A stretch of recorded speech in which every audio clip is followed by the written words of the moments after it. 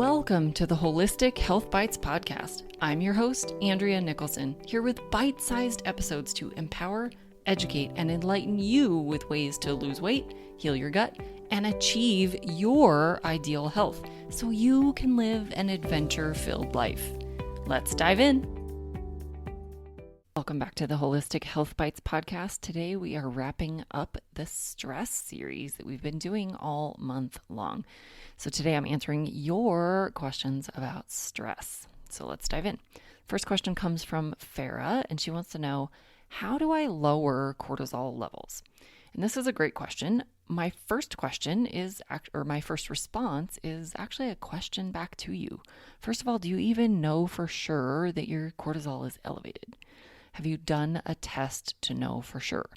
Because even if you're in a stressful state, and so you're anticipating that your cortisol levels are high because of high stress levels, you might actually not be correct in that. If you've been in a stress state for a while, whether that's an emotional stressful state, a psychologically stressful state, even having an illness or inflammation in your body, those are all stressful states.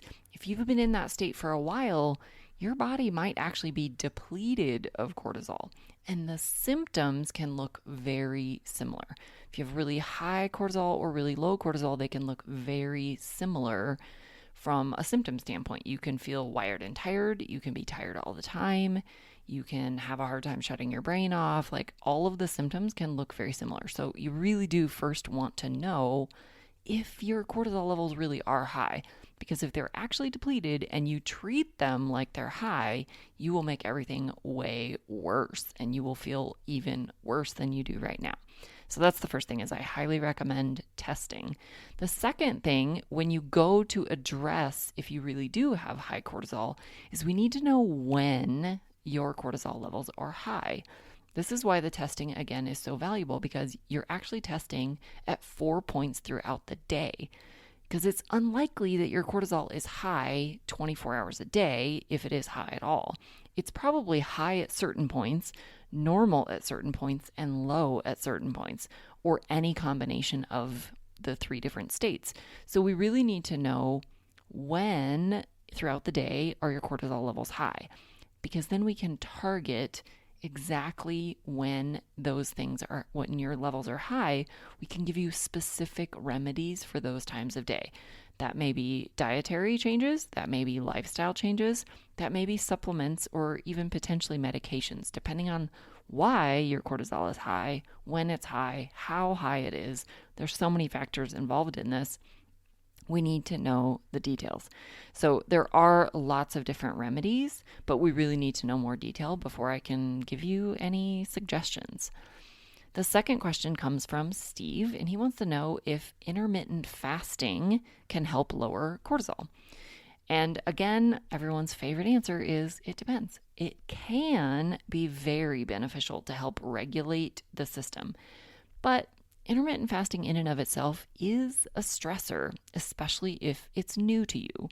So depending on your current health status, your current stress load, your overall lifestyle, it could be beneficial, but it could also be harmful.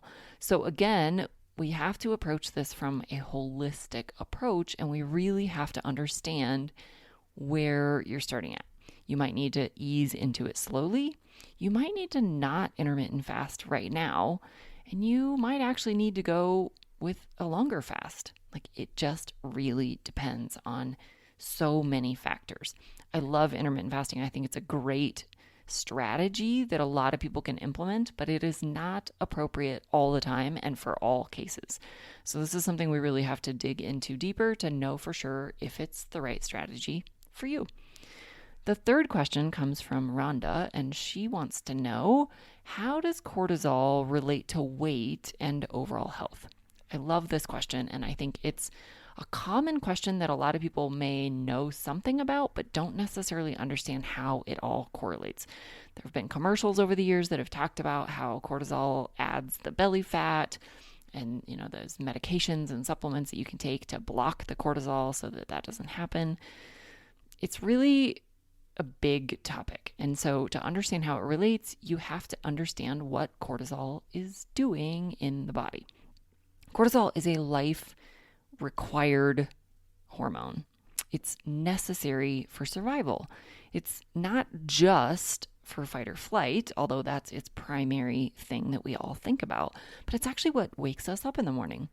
It's what helps control a lot of your bodily functions. It's a required hormone in the body. You have to have it to live. The problem is most of us live in a chronically stressed out state between work stress, relationship stress, traffic, even our diets are stressful, our exercise, we're either over exercising or under exercising. That can be a stressor on the body. We're constantly bombarded with toxins, which can be stressful to the body.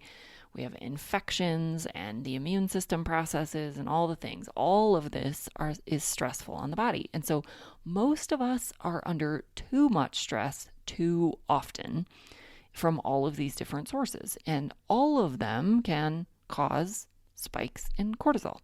Now, cortisol relates to weight and overall health in many ways. One of the primary ways that it affects weight specifically is when your cortisol increases, that also triggers a release of sugar into your blood because the body's perceiving a stressor that's going to require some kind of action.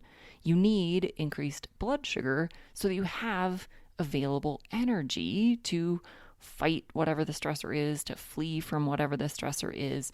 The body doesn't know the difference between a toxin causing a stress or an emotional stress or a physical, I need to run away from this danger.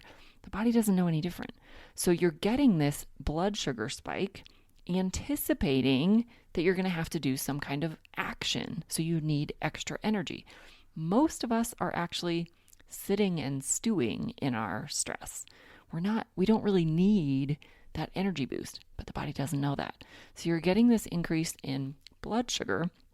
When you get the increase in blood sugar, especially if you're not needing the added energy, that means you also get a spike in insulin to deal with the high blood sugar that you didn't really need. So now the insulin is a fat storage hormone. It actually tells the body to store any available fuel, sugar, food coming in, all of that gets stored as fat. And specifically, generally, it goes to belly fat. So that is how you end up gaining weight when you have chronically elevated cortisol.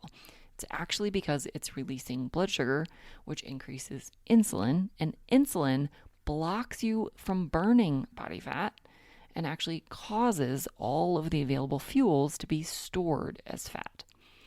Insulin resistance in general, which comes from having chronically elevated insulin, affects every disease process, cardiovascular disease, cancer, even hearing loss and vision loss and migraines and hormone imbalances, you name it, insulin resistance is involved. So that is two major ways how high cortisol or cortisol imbalances can relate to weight and overall health decline. The fourth question comes from Marlo asking, can cortisol be too low and what might that feel like? So I addressed a little bit of this when I talked about Farah's question about lowering cortisol, that cortisol can become depleted and it can be too low. This can feel a lot like having high cortisol. You can feel tired or wired and tired or brain fogged. It can be dangerous because, like I said earlier, it is a required hormone for life. You need this to have sufficient energy to do a lot of your normal autonomic functions in the body. Cortisol plays a role in your heartbeat, in other hormones. It plays a lot of roles throughout the body that are necessary for life. So it absolutely can be too low and also needs to be dealt with if it is too low. And the final question that I will address today is, how does caffeine affect cortisol? This is a great question, and it affects a lot of things, actually. Caffeine can interact with how well you process the cortisol that's present. It can cause a spike in cortisol in some people. It can cause a blood sugar spike in some people, which can then also trigger more cortisol, and they kind of feed into each other. It also can cause sort of a pooling in the body where some of the signals that cortisol would be acting on are sort of blocked while the caffeine is present, but they're still building up. The activities aren't occurring, but the hormones are building up. And then when the caffeine wears off or finally gets detoxified out of the body, then this extra pool can all get released. And so that's why sometimes people will end up with a spike in energy or a crash in energy a couple hours after having the caffeine. You have this big buildup occurring, and then when the caffeine clears out, now this pool is available and you have a higher load of cortisol or some of these other hormones. And so it can cause kind of problems delayed from when you take in the caffeine. Now, this is a very unique process that's personalized to each person. Some people are very sensitive to caffeine. Some people process it and clear it out very quickly. And some people metabolize it very slowly. So this is a very personalized interaction between caffeine and cortisol. But caffeine is something that can affect cortisol levels. It can cause further depletions. It can cause increases. It can cause blood sugar imbalances in some people. So you just really have to monitor how it's working for you. This is one of my favorite ways to test using a continuous glucose monitor. If you have some coffee or some caffeine that doesn't also have added sugars or other things that could confound the data, you can really see how caffeine is affecting you. Does it affect you immediately? Does it affect you delayed? Do you end up with a spike and then a crash? Do you end up with just a crash? Do you end up with a spike that stays high for a long time? All of these kinds of things are tremendously valuable data that you can gain from using a continuous glucose monitor. So thank you so much for submitting these questions. I love addressing your questions specifically. I hope this information was helpful, and I hope you really enjoyed this stress series, and I will catch you again on future episodes. Always feel free to send me questions about any topics, and I will do episodes answering your questions. Thanks for being a faithful listener to the podcast. I'd love it if you left me a 5-star review on this podcast so that others can more easily find this valuable information. Did you know I also work one-on-one with clients? I approach solving health challenges like I approached solving crimes, by conducting a thorough investigation into your case. Sadly, hundreds of millions of people in the US have insulin resistance, prediabetes, and diabetes, and the vast majority have no idea. I'm here to fix that. If you struggle with low energy, stubborn weight, hypertension, sleep disturbances, or any other undesired symptoms, let's talk. All you have to do is schedule a free call. The link will be in the show notes. And no, you do not need to live near me.